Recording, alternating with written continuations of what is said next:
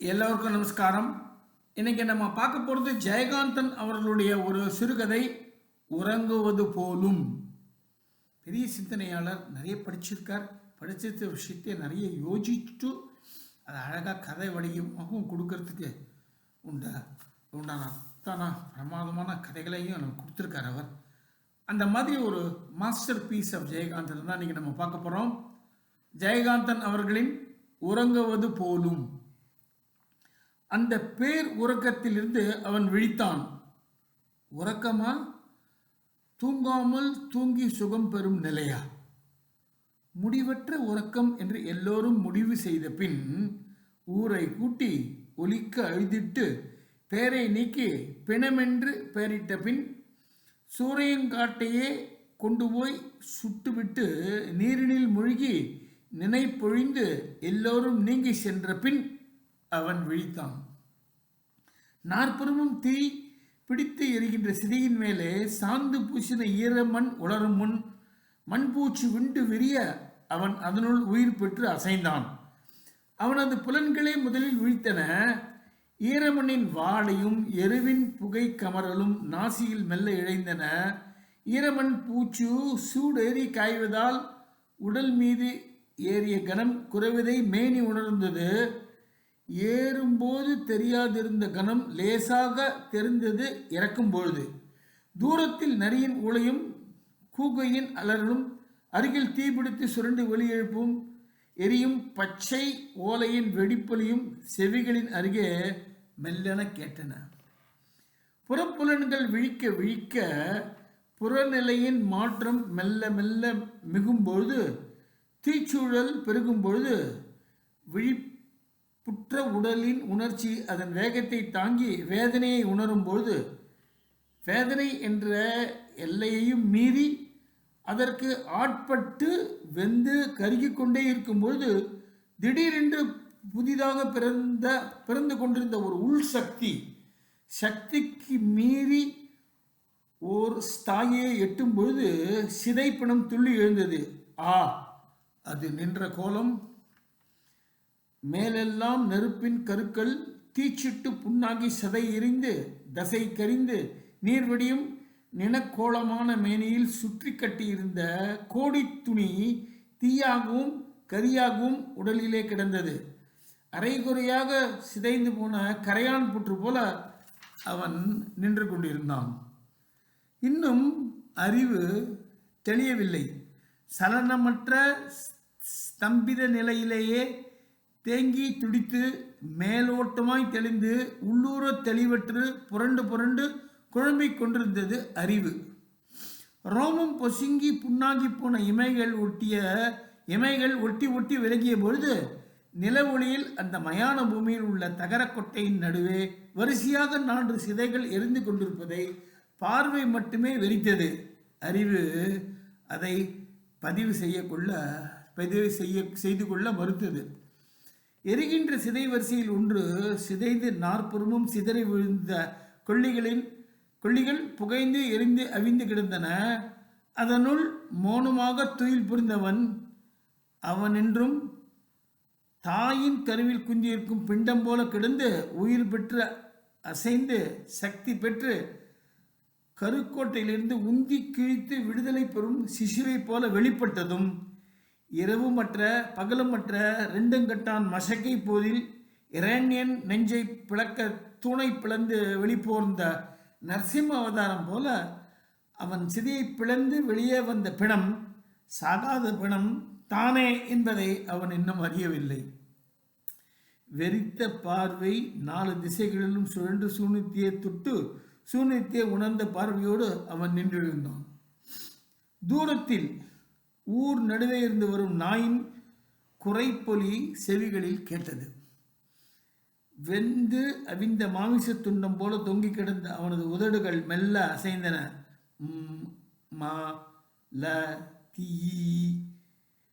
மனம் அறிவு எதையோ ஒன்றை எட்டி பிடித்து விட்டது. சுயத்தன்மை பூண்டு விட்டது. இனிமேல் கிளைக்கு கிளை மரத்துக்கு மரம் தாவும். அவன் உடல் நடுங்க ஆரம்பித்தது. முகம் பயத்தால் சிரித்தது. முகத்தை கைகளால் மூடிக்கொண்டு அவன் திடீரென்று ஓவென அலறினான். குமரி வெடித்த அழுகை ஓலம் குறைந்து முனகல்களாகவும் விம்மல்களாகவும் அடங்கிய நேரத்தில் நினைவுகள் தொடர்பற்றும் அங்கொன்றும் இங்கொன்றுமாக சிந்தி வெளியே மூழ்கின. தூரத்தில் ஊர் நடுவே நாய் ஒன்று குரைத்தது. சர்தாரின் குரல்தான். அதுதான் இப்படி குரைக்கும். நான் இல்லாத நேரத்தில் என்னை நினைத்து கொண்டு குரைக்குமே, அந்த குரைப்பு தான். வீட்டுக்குள்ளே நான் இருக்கும்பொழுது அது குரைக்காதே. சர்தார் என்னிடம் வரும்போது அது கையில் தூக்கி வைத்து கொண்டு கொஞ்சம் தகுந்த குட்டி. இப்பொழுது பெரிய கன்றுக்குட்டி அளவிற்கு உயரம். மூங்கில் போல வளைந்திருக்கும் உடலும் குச்சியாய் நீண்ட கால்களும் சாதாரண தாவலிலேயே ஒரு ஆளின் குரல் வளையை எட்டி பிடிக்க முடியும். ஐயோ, இதென்ன நாயை பற்றிய எனக்கு சிந்தனை? நான் என்னவாகிவிட்டேன்? நேற்று தானா? நிச்சயமா முந்தா நாளாகவும் இருக்கலாம். இன்றுதானோ? என்றோ ஒரு நாள் காலைய நேரத்தில் திடீரென்று எனக்கு எப்பொழுதும் வருவது போல வலிப்பு வந்தது. பாழும் வலிப்பு. நான் என்ன பாவம் செய்தேன்? லட்சாதிபதியாக இருந்தும் அழகிருந்தும் மனைவியின் அன்பு இருந்தும் என்ன பயன்? எதையுமே அனுபவிக்க ஒட்டாமல் அந்த வலிப்பு பற்றிய எண்ணம், ஊன மனப்பான்மை, ரோக மனப்பான்மை உள்ளூர் என்னை அரித்து கொண்டே இருக்கும் பொழுது எனக்கு துணையாக என்னை விட்டு பிரியாத தோழனாக இருந்து வந்த அந்த சர்தார், என் ஆசை நாய், அதுவே எனது மெய்காப்பாளன். உடல் போன பின் அது எதை காக்கும்? ஆமாம், அந்த கடைசி வெளிப்பில் நான் செத்து போய்விட்டேனோ? ஐயோ, நான் செத்து விட்டேனோ? சிவராமன் என்றொருவன் என்றுமே எங்கும் இல்லாமல் பிறப்பதற்கு முன் இருந்த நிலையை அடைந்து விடுவதா? வாழ்ந்ததெல்லாம் அர்த்தமற்று போய்விடுவதா? பேர் நிற்குமே, இருந்தான் செத்தான் என்ற பெயர் எவ்வளவு நாளைக்கு பேர் நிற்கும்? ஐயோ, நான் செத்து விட்டேனோ? பேயாகி விட்டேனா? இது என்ன கனவா? இங்கே யாரையும் காணோமே. என் சர்தார் கூட இல்லை. மாலதி என்னவானாள்? நான் செத்து போயிருப்பேன். மாலதி கதறி அழுது கொண்டிருப்பாளா? ஒருவேளை என் மாலதி என் மீது உயிரையே வைத்திருப்பதாக சொல்லுவாளே, அந்த மாலதி என்னை விட்டு நான் செத்த பிறகு எப்படி உயிர் வாழ்வாள்? அவளும் செத்து போய்விட்டாளா? அந்த சிதையில் எரிந்து கொண்டிருப்பது அவள்தானா? ஐயோ, நான் மட்டும் பிழைத்து கொண்டேனே. மாலதி, எனக்கு உயிர் வந்து விட்டது. செத்த பணம் பிழைக்குமா? இதோ பிழைத்திருக்கிறேனே. இது கனவா? நான் உயிரோடு இருக்கும் போதே மனசால் செத்து கொண்டிருந்தவன் அல்லவா? அதனால் தானோ எனக்கு மூளை குழம்பாமல் இருக்கிறது. ஆனால் சத்தியமாக, உண்மையாக நான் பிழைத்து விட்டேன். டேய் சிவராமா, நீ பிழைத்து கொண்டாய். நீ சாகவில்லை. அவனுக்கு சிரிப்பு பொங்கிக் கொண்டு வந்தது. தன் உடல் உயிர் பெற்றிருந்த உயிர்ப்பை எண்ணும்போது அவன் மகிழ்ச்சி வெறி மீறி தன்னை மறந்து வாய்விட்டு சிரித்தான். அலையாக பெருகி வந்த சிரிப்பு எனக்கு உயிர் வந்து விட்டது என்று கொக்கரித்தது. சிரிப்பு அடங்கும்போது தூரத்தில் யாரோ வருவது போல தெரிந்தது. யார் அது? பிணமா பேயா? அவன் அருகில் இருந்த மரத்தின் மறைவில் ஒளிந்து கொண்டான். கையில் தடியுடன் சிதையை நோக்கி வருபவன் சுடுகாட்டு பறையன். வந்தவன் தகரக்கொட்டையினுள்ளே நுழைந்து சிதைகளை பார்த்தான். சிதைந்து கிடக்கும் சிதையை பார்க்கும் முன்னால் அவன் பக்கத்தில் செக்குருளி அள்ளி அவன் முகத்தில் வீசிக்கொண்டிருந்த சிதையினுள் இருந்த அந்த பிணம் நீட்டி விரைத்து கொண்டு தலை உயர்த்து எழுந்ததை கண்டான். யாரு? மணிகார் அம்மாவா? அம்மாவுக்கு இன்னும் ஆசை அடங்கலையா? இன்னும் ஆசைடா ஆசை. பட்டார் என்ற கையில் இருந்த தடியால் பிணத்தின் சிரத்தில் ஓங்கி ஒரு அடி அடித்தான். அடிபட்ட பிணம் மீண்டும் விழுந்து படுத்தது. மணியக்காரரின் மனைவி வெள்ளியம்மையா? அவளையும் என்னோட செத்து போனாளா? என்னருக்கு அவளையும் கிடத்தி கொள்ளி வைத்தார்களா? எத்தனை பேர்கள் கிடந்த இடம், எத்தனை பேர்கள் கிடக்க போகும் இடம். ஒரு நாள் ஆற்றுக்கு போய் குளித்துவிட்டு குடத்தை இடுப்பில் தாங்கிக் கொண்டு வரும் வழியில் அவளது ஈரத் துணியில் அழகில் சொக்கி நின்ற கணக்கன் ஏதோ பேச்சு கொடுக்க அவளும் அவனோடு 2 வார்த்தைகள் சிரித்து பேசிவிட்டாள் என்பதற்காக கணக்கனை வேலையை விட்டு நீக்கி வெள்ளியம்மையை கட்டி வைத்து அடித்தானே மணியக்காரன் முத்துசாமி. அவன் மனைவி வெள்ளியம்மைதானா? அவளை அவன் வீட்டிலேயே சிறை வைத்திருந்தானே. என்ன கொடுமை கொடுமை! அவள் மீது அவன் கொண்டிருந்த பாசத்தால், காதலால், சொந்தத்தால், சொந்தமா சுடுகாட்டு பறையனிடம் கைப்பிடித்த மனைவியை ஒப்படைத்து செல்லும் சொந்தம் வெட்டியானிடம் தடியடிபட விட்டுவிட்டு அது என்னடா என்ன சொந்தம் விடாது சொந்தம்? ஐயோ, என்னையும் அடித்திருப்பானோ? நான் எப்படி பிழைத்தேன்? ஆசையின் விளைவுதானோ? உண்மையில் நான் சாகாமல் இருக்கிறேனே. செத்து பிழைத்தது எனக்கு ஒன்றும் புரியவில்லை. சாவு என்பதே இப்படித்தானா? இதுதான் சாவா?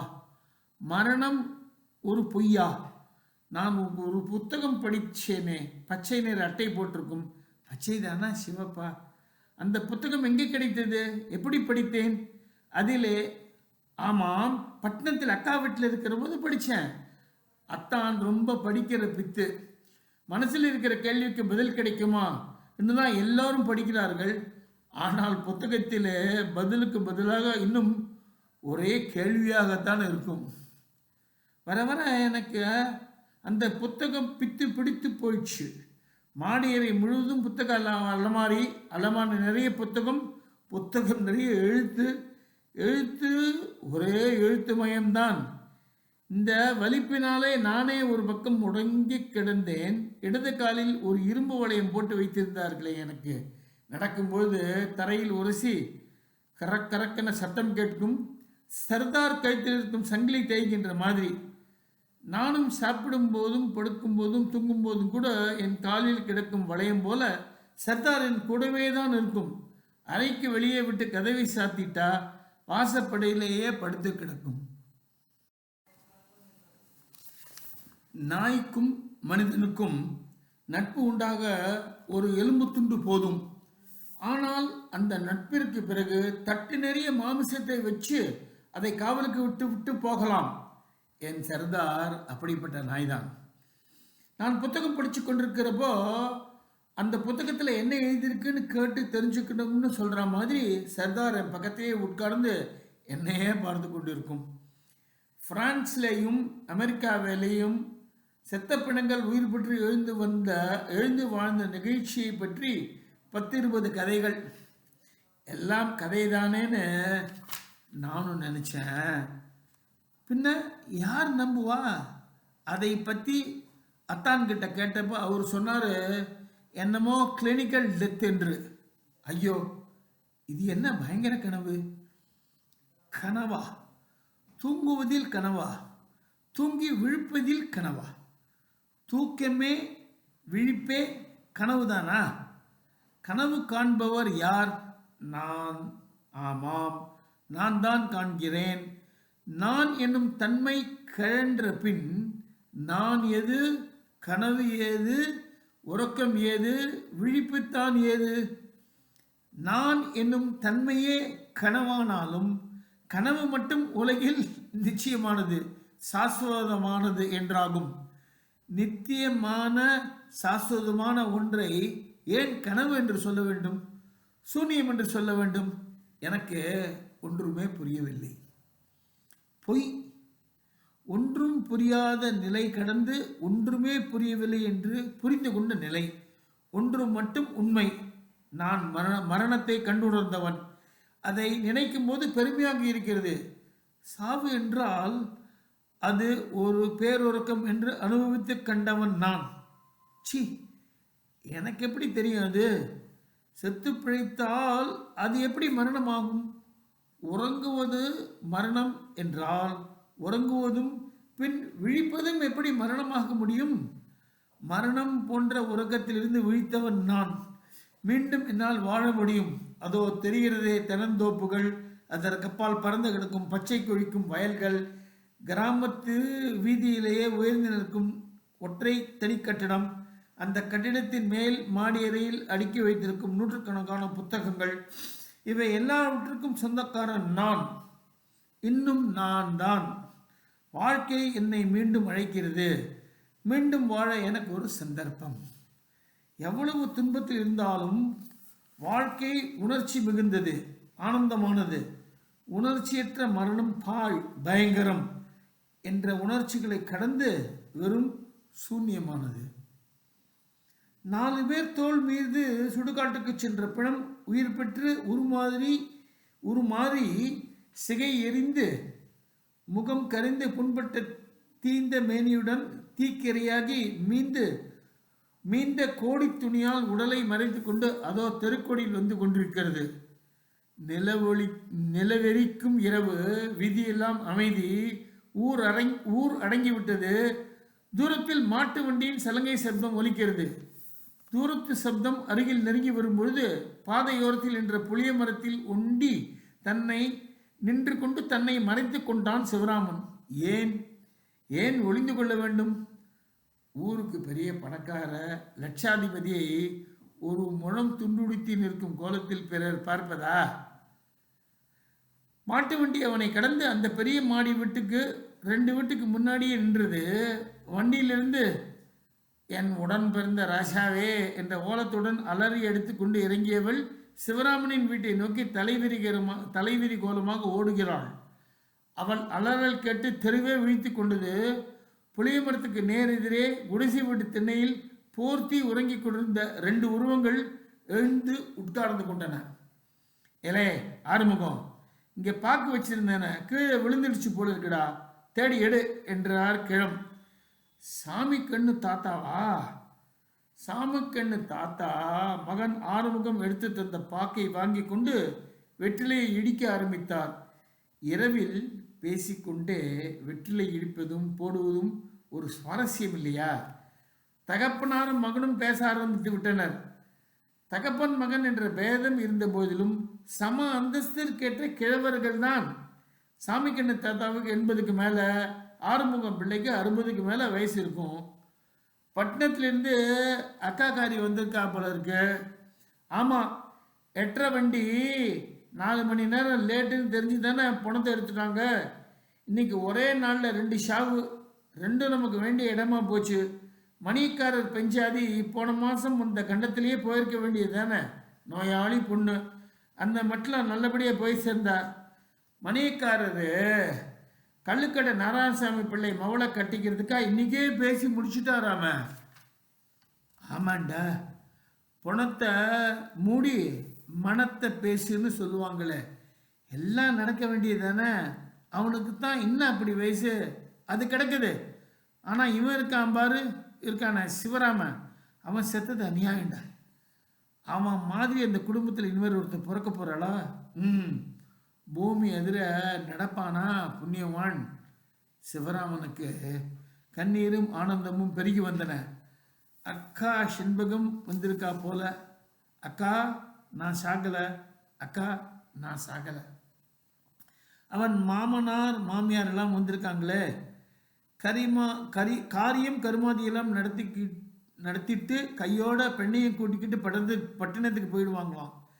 நிலம் நீச்சல்லாம் பார்த்துக்க. அடிக்கடி அவள் வந்து பார்த்துக்குவாளா இருக்கும். திடீரென்று 2-3 பெண்களின் பிலாக்கான கோலம் வெடித்தெழவே கிழவர்கள் பேச்சில் நின்றது. அந்த சோக குரல்களை, அழுகைகளை, ஓலங்களை, பேச்சுக்களை கேட்கும் அனுபவம் அவனுக்கு இன்பமாக இருந்தது. இந்த உலகம் அவனை எவ்வளவு நேசிக்கிறது. புளிய மரத்திற்கு நேர் எதிரே குடிசை திண்ணையில் பேசிக் கொண்டிருந்த கிழவர்கள் இருவரும் போர்த்தி கொண்டு படுத்து விட்டனர். அவன் வீட்டிலும் ஒப்பாரியும் கோலமும் அடங்கிவிட்டன. அவனும் இருளிலிருந்து வெளிச்சத்துக்கு வந்தான். வீட்டு வாசலின் முன்னே துஷ்டிக்காக கொள்ளிகள் இருந்து சாம்பலாகி கறி பரப்பி கிடந்தன. திண்ணை நிறைய கும்பல், சுற்றத்தார், விடிந்து பாலுக்கு இருந்து விட்டு போகுவதற்காக தங்கியவர்கள், உள்கூடத்தில் அழுத சோகத்துடன் அயர்ந்து உறங்கி மலங்கமாக விழுந்து கிடக்கும் பெண்கள். மாலதி கூட தான். இரவெல்லாம் எரிவதற்காக நிறுத்தியிருந்த பெட்ரோமாக்ஸ் மேண்டல் கரிந்து ஒரு பக்கம் உடைந்து மங்கிய ஒளியை இருளில் குழைத்து சுவரெல்லாம் பூசிக்கொண்டிருந்தது. முன் வாசல் தூண் அருகே உறங்கிக் கொண்டிருந்த அந்த நாய் சர்தார். அது என்ன பொசுங்கிய நாற்றம்? சர்தார் கண் விழித்து பார்த்தது. உடலை உசிப்பிக் கொண்டு எழுந்து நின்றது. தலையை தெருவாசப்படியை நோக்கி நீட்டிக்கொண்டு நாசி துடிக்க மோப்பம் பிடித்து கண்டுபிடித்து விட்டது. ஒரு துள்ளல், ஒரு சினுங்கல், இடமும் வலமும் வாளை அசைத்து கொண்டு கழுத்தில் கிடக்கும் சங்கிலி தரையில் தேர்ந்து கலகலக்க ஓடி வந்தது சர்தார். அதன் கழுத்தில் இன்னமும் சங்கிலி இருக்கிறது. அவன் காலில் இருந்த வளையத்தை தான் கழட்டி விட்டார்கள். இது என் வீடு, இது நான் வளர்த்த நாய், இவர்கள் என் உறவினர்கள், இந்த வீட்டில் இருக்கும் சகலவற்றிற்கும் உடைமைகளுக்கும் உரிமை பெற்றவன் நான். நான் செத்தவன். செத்தவனுக்காக அழுவார்கள். 1000 தான் அன்பு இருக்கட்டுமே, செத்தவனுக்காக சாவார்களா? ஏன் சாக வேண்டும்? யாருக்காக யார் பிறந்தது சாக? மாலதி சொல்வாளே, எனக்காக நீங்கள் பிறந்தீர்கள் என்று, உங்களுக்காகவே நான் பிறந்தேன் என்று. தள்ளு, எல்லோரும் சொல்லுவதுதான். ஆனால் நான் பிழைத்து விட்டேன்டா சர்தார், நான் பிழைத்து விட்டேன். எனக்கு வாழ இன்னும் ஆசை இருக்கிறது. வயது 30 தான் ஆகிறது. நான் எதையும் இன்னும் அனுபவிக்கவில்லை. நோயை, வலிப்பை, மரணத்தை தான் அனுபவித்துக் கொண்டிருந்தேன். கொடுத்து அறைக்குள்ளிருந்து குழந்தை ஒன்று சிணுங்கியது. குழந்தை, எனக்கு ஒரு குழந்தை கூட இல்லையே. எனக்கு ஒரு குழந்தை வேண்டும். என் பேர் சொல்லும் சந்ததியாக நான் செத்த பிறகும் என்னிலிருந்து கழன்று வாழும் எனது உறுப்பாக, எனது இரத்த சேர்க்கையின் விளைவாக, நானாக, எனது வேராக அல்லது விழுதாக, வாழையடி வாழையாய் எனது வம்சம் வாழ்வதற்காக ஒரு குழந்தை. பிறகு அந்த வேர் அல்லது விழுது தளிர்க்கிறதா, தழைக்கிறதா, பட்டு போகிறதா, தீர்ந்து விடுகிறதா என்று யாருக்கு தெரியும்? அதை காண வேண்டும் என்ற ஆசைதான். என்ன ஆசைடாது? மணியக்கார அம்மாவா? அம்மாவுக்கு இன்னும் ஆசை அடங்கலையா? பட்டார். வாழ்பவனுக்கு ஆசை இயல்பு. செத்தால்தான் ஆசையும் சாகும். ஆசையே செத்துவிட்டால் அனைத்தும் செத்ததாகத்தான் ஆகுமே ஒழிய அது வாழ்வு ஆகாது. நான் வாழ்கிறேன், என் ஆசை வாழ்கிறது. மாலதி, மாலதி. அந்த குரல் எல்லோரையும் எழுப்பி விட்டது. நான் சாகவில்லை, நான் பிழைத்து விட்டேன். நான் பிழைத்து விட்டேன். இதோ இங்கே பார். கிரீச் என்று ஒரு அலறல். அந்த மயங்கிய இருளில் பேய் போல நின்றிருந்த அந்த உருவத்தை கண்டு அலறி விழுந்து மூர்ச்சையானால் அவன் மனைவி. ஆம், அவன் இப்பொழுது மாஜி. பெண்கள் அனைவரும் கூடத்திலிருந்து எழுந்து ஓடி அறைக்குள் புகுந்து கதவியும் தாளிட்டு கொண்டார்கள். அக்கா, நான் பேய் இல்லை, உன் தம்பி வந்திருக்கேன். தென்னையில் படுத்திருந்த ஆண்கள் விழித்து கொண்டு உடல் நடுங்க உள்ளே வர பயந்து வெளியே நின்று ஊர்க்காரர்களை எல்லாம் குரல் கொடுத்து அழைத்து கொண்டிருந்தனர். என்ன தெரியவில்லையா? நான் தான் சிவராமன். ஐயோ பேய், நம்ம பூசாரியை கூப்பிடுங்க ஐயா. பேயை விரட்டவா, என்னை விரட்டவா, யாருக்காக அழுது கொண்டிருந்தார்களோ அவனை விரட்டவா, யாருடைய பிரிவை தாங்க முடியாமல் சோகத்தில் மூழ்கி? ஆமாம், நான் சாகாமல் இருந்தால் என்ன? சிவராமன் செத்துத்தான் போனானோ? எனக்கு என்ன பெயர்? சிவராமன் என்று பெயரிடும் முன்னால் எனக்கு என்ன பெயர் இருந்ததோ அந்த பெயர். அவன் கவலையற்று சிரித்தான். சீ, நான் சிரிக்கக்கூடாது. என் சிரிப்பு இந்த கோலம் பலருக்கு நடுக்கத்தை, மூர்ச்சையை, என் மரணத்தையே தந்துவிடும். பாவம் மனிதர்கள் சாவதற்கு அஞ்சுகிறார்கள். சாகாமல் இருக்கட்டும். என்ன ஆசையடா ஆசை. வீட்டின் முன்னே ஊர் கூடிவிட்டது. மாந்திரிகன் வந்து நின்று உடுக்கடித்து மந்திரம் ஜபித்தான். பூசாரி சாமியாடினான். சர்தார், அந்த நாய் அவர்களை பார்த்து குறைத்தது. மாலத்தீவோடு இருந்து அணைத்துக் கொள்வாள். மற்றவர்கள் எல்லோரும் வியந்து போய் பாராட்டுவார்கள். கண்ணீரும் சிரிப்பும் பொங்க போகும் முகங்கள். எல்லாம் கற்பனை தானா? என்ன ஆசைடா ஆசை! அவனுக்கு உடலெல்லாம் தகித்தது. புண்ணெல்லாம் தீயாக எரிந்தது. உயிர் பிழைத்த ஆனந்தம் போய் வேதனை மட்டும் எஞ்சி நின்று வருத்தியது. உடலின் உபாதை உயிரை கசக்கியது. அவன் ஓவென்று அழுதான். நான் ஏன் பிழைத்தேன்? இந்த வேதனையை, வெறுப்பை அனுபவிக்கவா?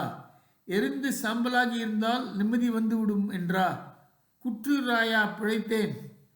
சுடுகாட்டுக்கு போன பணமா திரும்பி வந்திருக்கு? அது யார் குரல்? சாமி கண்ணு தாத்தாவா? கூட நிற்பது அவன் மகன் ஆறுமுகம் பிள்ளையா?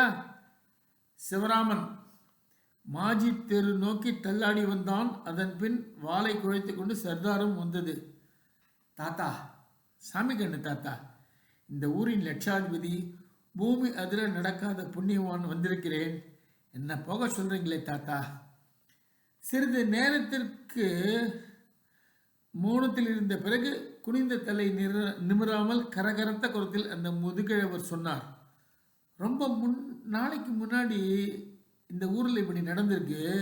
சுடுகாட்டுக்கு போனவங்களை திருப்பி சேர்த்துக்கிறதுங்கிறத முறையே இல்லை. ஊரில் இருக்கும் தெய்வம் போயிடும், பேய்ங்க பூந்து விடும். ஊரே, உற்றார் மனைவி எல்லோரும் பயந்து நடுங்கி பேயென்று ஒதுங்க நான் எப்படி இங்கே வாழ்வது? யார் வாழ விடுவார்கள்? நான் எப்படி வாழ்வேன்?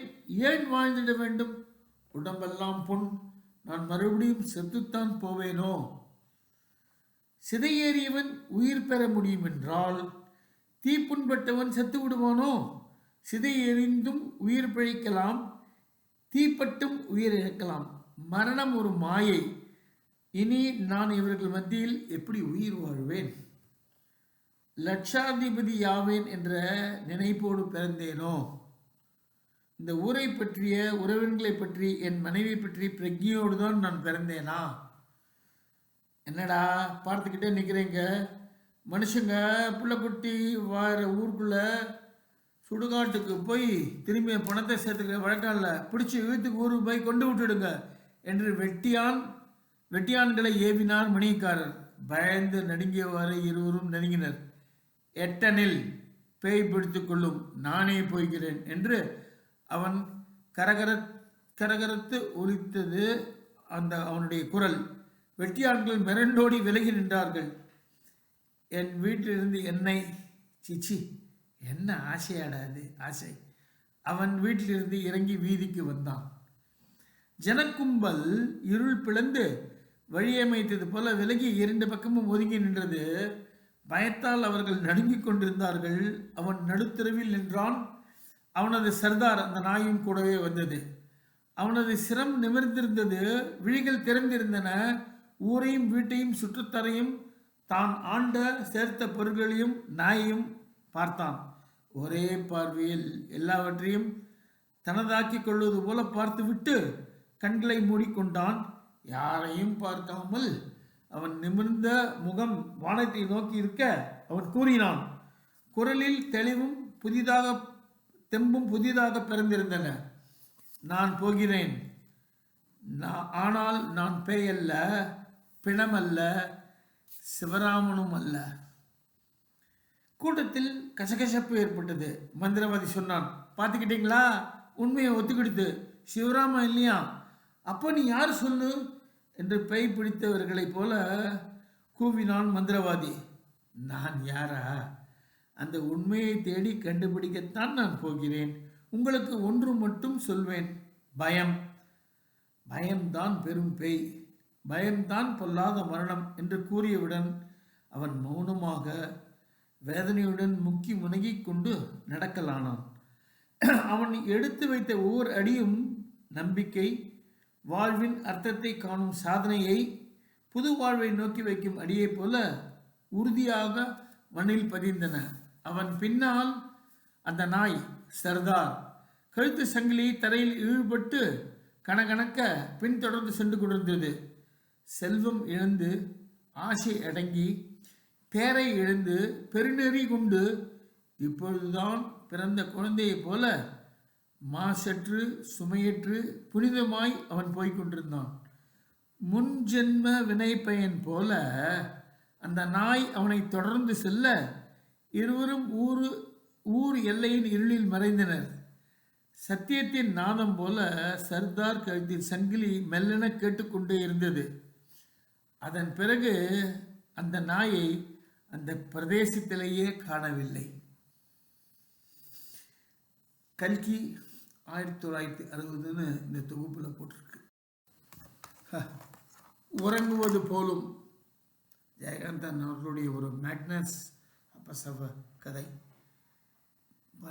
நிறைய கதை படிக்கிறச்சே நான் பல காரணங்கள் சொன்ன மாதிரி முதல்ல இது என் டாக்டரில் கேட்டான்னு படிக்க ஆரம்பித்தேன். அப்புறம் எனக்கே பிடிச்சிருந்தது.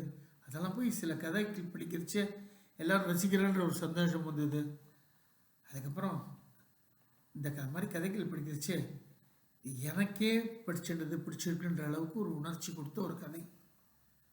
அந்த புதுசுலையும் சரி அதுக்கப்புறமும் சரி இது ஒரு மகா சிறந்த கதையாக ஜெயகாந்தனுக்கு பேர் வாங்கி கொடுத்த கதை. ஜெயகாந்தனை பற்றி மற்றவர்கள் புரிந்து கொள்ளக்கூடிய அளவிற்கு வந்த கதை இது. வழக்கம் போல் நிச்சயமாக இதையும் நீங்கள் நன்னா கேட்டு என்ன சொல்கிறது, ரசிப்பர்கள் சொல்கிறதா அனுபவிகள் சொல்கிறதா தெரியல. மொத்தத்தில் இந்த கதையை நீங்களும் வழக்கம் போல் கேட்டு ரசிப்பீர்கள்னு நம்புகிறேன். நன்றி, வணக்கம்.